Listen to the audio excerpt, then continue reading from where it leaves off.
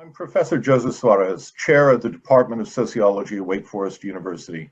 Last year, students in my class brought to the attention of the Wake community the fact that Wake's original endowment was based on the auction of 16 enslaved humans. We held the first commemoration of those victims of that crime on the steps of Wake Chapel in partnership with the Divinity School and with about 200 people in attendance. This semester, with the pandemic closing campus down, we were determined to continue the new tradition of commemorating Wake's enslaved, but we were constrained to do so from our separate homes across America using this online video.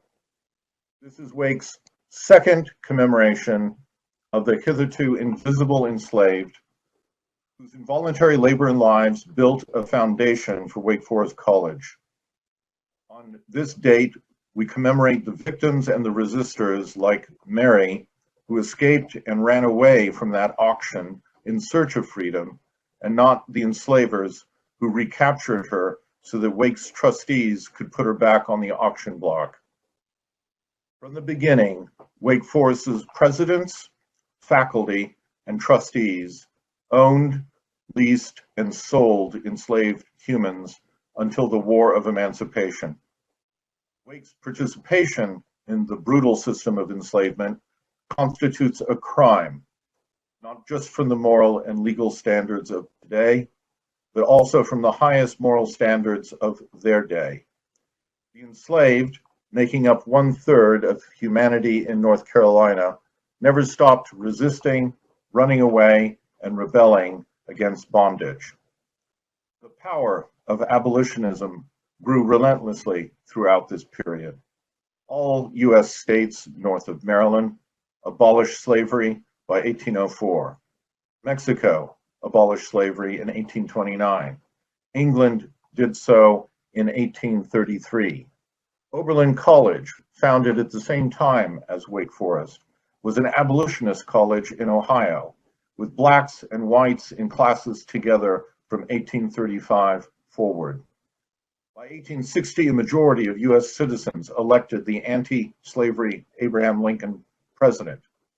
During the war fought over slavery, more than 10,000 white North Carolinians and over 5,000 black North Carolinians served in regiments fighting for the Union, while Wake's faculty and students were serving as Confederates in defense of slavery.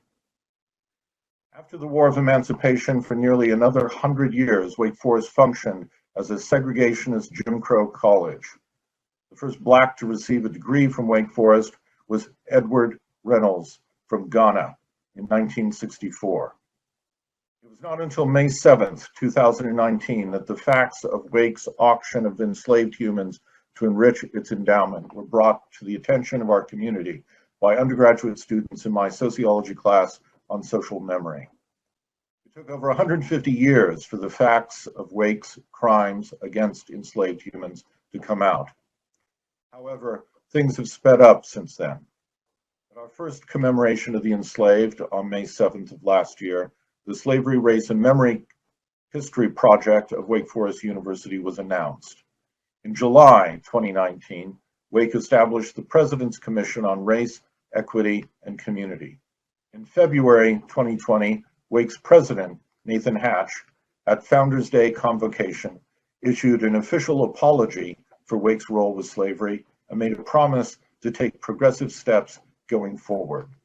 An apology is a beginning, but not the end, of working through the racist crimes of our past. Last year, on May 2019, at our first commemoration of Wake's enslaved, we knew of 16 named and unidentified humans sold at auction by Wake's Board of Trustees. This May 2020, we know of 61 named and unnamed of Wake's enslaved. By next May, we will know more.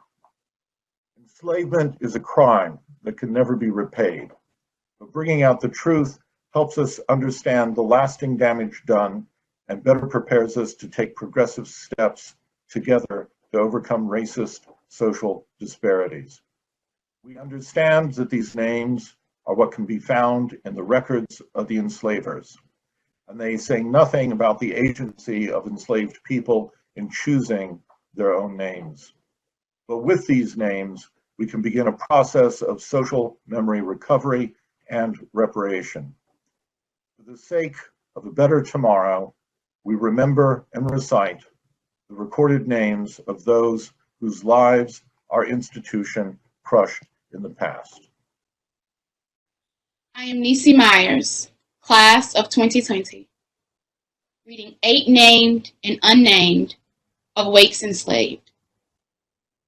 Alec, Harry and Child, Charlotte, Johnson, Anderson, James, Render.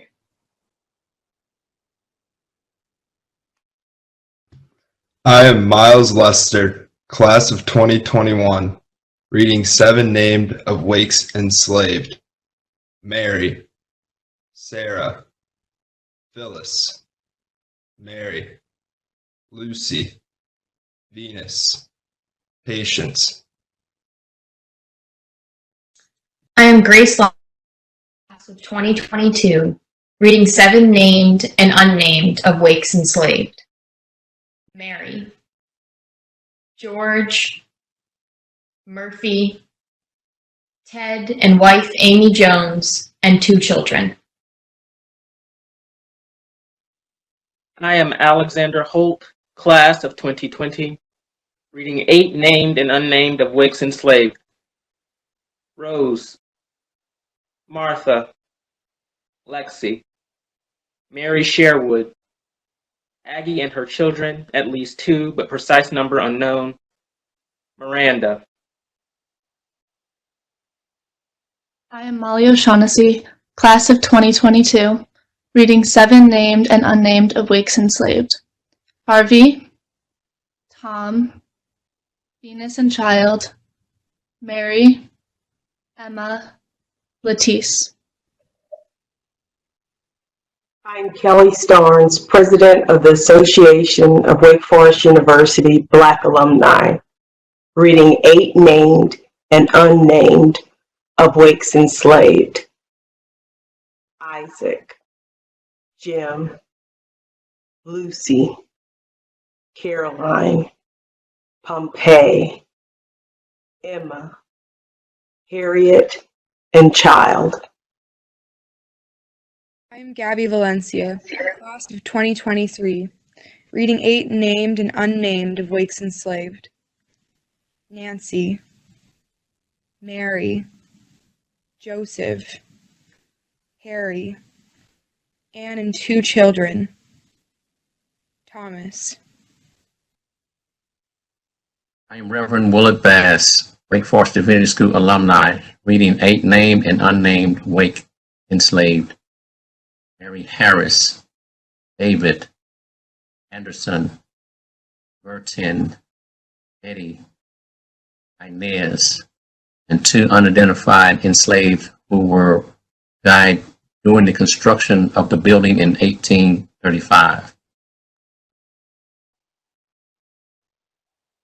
We also commemorate the enslaved whose names we do not yet know, and pledge that Wake Forest will continue the search for them and their descendants.